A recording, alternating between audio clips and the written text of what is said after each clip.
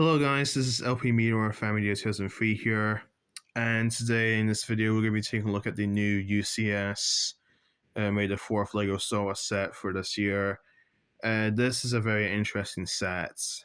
This is the Mandalorians and one Starfighter. Bit of a strange choice to do a UCS set of, but we'll go through that as we go through the video. As usual, we'll be using these super duper high res pictures from LEGO Shop at Home to take a look at the set in detail. So, yeah, and speaking of details, let's jump into the main details about the set. So, this set is obviously the Mandalorian's M1 Starfighter under the LEGO Star Wars theme, of course. The set number is 75442. This set was slightly back at £230 in the United Kingdom and $250 in the United States, I believe. And this set contains, wait for it, 1,809 pieces.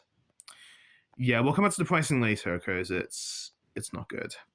So let's go ahead and just go through the set in full detail. So there's the actual model itself.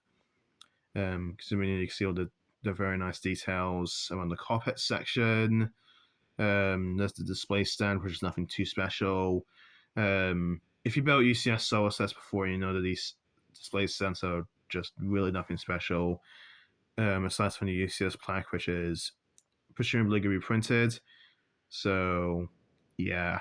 And there's the two minifigs again. The set, the Mandalorian himself, and then Grogu, who used the brand new Grogu mold that was introduced in the Mandalorian and Grogu movie sets that came out earlier this month.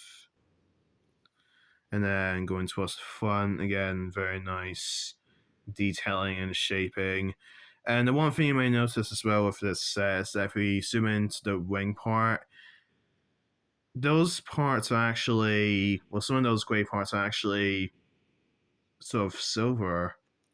Well, not full on silver, but like that kind of chrome looking silver, which is actually very nice.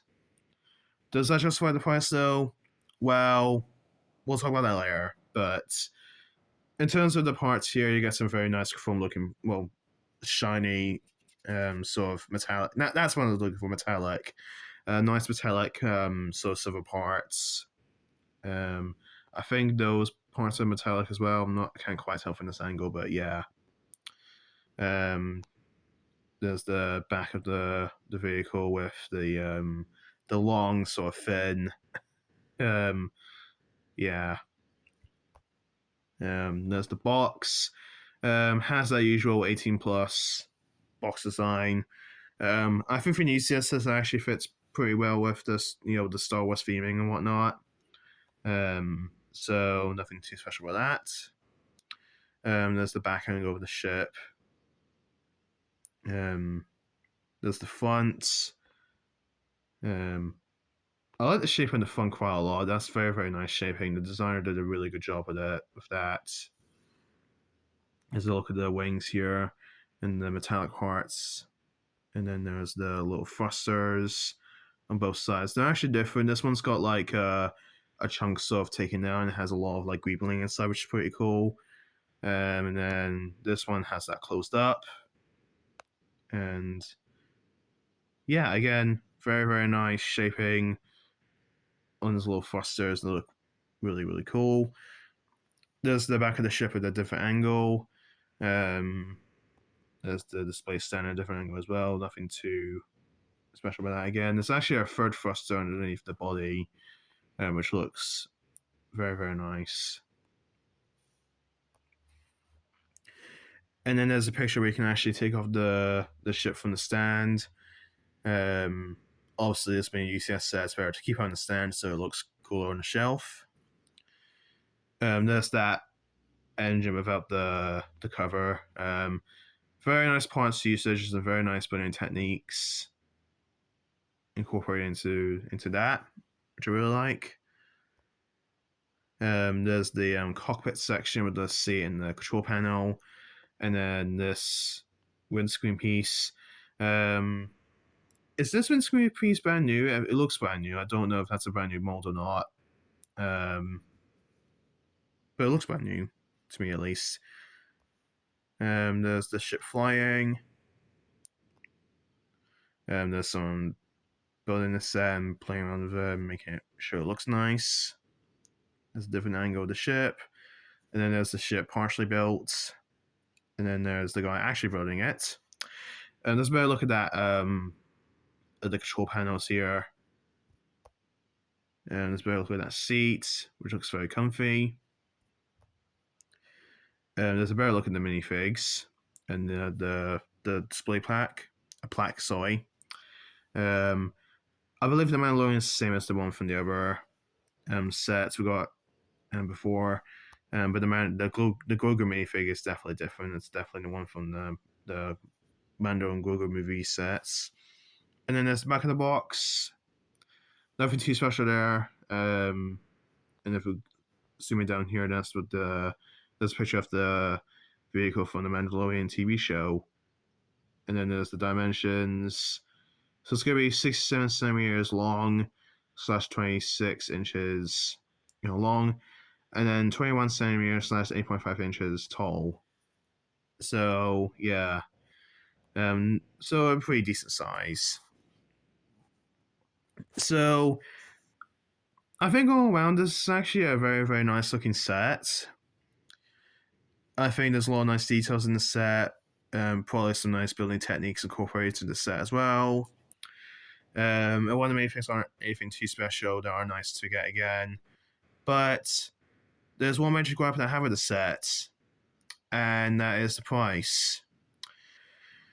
Yeah, £230 for this is absurd. That is insane. That is just that's crazy. I remember the May UCS Star Wars sets were like 160, 170 pounds, and they had much more parts, and they're all much larger than this. Obviously that's inflation now, but I don't know. This, even if you ignore the fact that this includes like metallic parts at the front, and Lego has to pay off licensing fees for Disney and Lucasfilm. And I know price per piece isn't everything. I know it's not the end all be all, but even if you ignore the price per piece for the set and look at the actual set itself, does this scream £230 to you? Because I don't think it does. I don't think this set is worth the price. And to top it off, this is a very odd choice to do for a UCS set, especially given the fact that the original UCS Naboo Starfighter from very early in the 2000s actually, that looked a lot smaller than this, and it had like actual chrome parts at the front. So if you somehow have that 2000 UCS Naboo Starfighter, if you buy this, they're not gonna scale well with each other at all. It's just gonna look kind of odd next to each other. But I don't know, that price is it's just not good. And yeah, I don't know why they decided to do a UCS Mandalorian and one Starfighter for this year's UCS set. It might be because of the Mandalorian Grogu movie coming out next month. Maybe that's why, but even still, they could have done other UCS sets from the Mandalorian. They did the Race Request like a few years ago, and that was a huge set. So it's probably a good thing Lego to probably do another UCS Mandalorian set. But out of all of the ships that could have done in UCS set, why this particular ship? Like, just why? I don't know. Probably not the best choice here. Now, don't get me wrong. I think this set looks very nice, and I think if you got this set, you'd be very, very pleased with the final results. But I think where it stands now, this is probably gonna be one of the more forgettable UCS Star Wars sets in recent, memory. I feel like that in a few years' time, people are going to just forget about the set. And I don't really see tons of hype being built behind the set. I haven't seen Star Wars fans go, hell yeah, we're getting a UCS #1 Mandalorian Starfighter set in May. And I haven't seen like tons of praise given to the set, and yeah, with this absurd price, you can tell why it's not great. The price.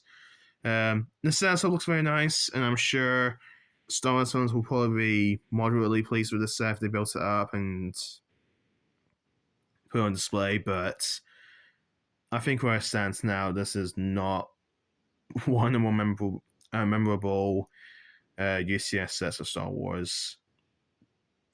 Yeah. But of course, that's just my personal thoughts. Let me know in the comments below what you guys think in the set. And yeah, that'll be it for this video. Hope you guys enjoyed it. Please subscribe to my channel if you're new, and of course, take care.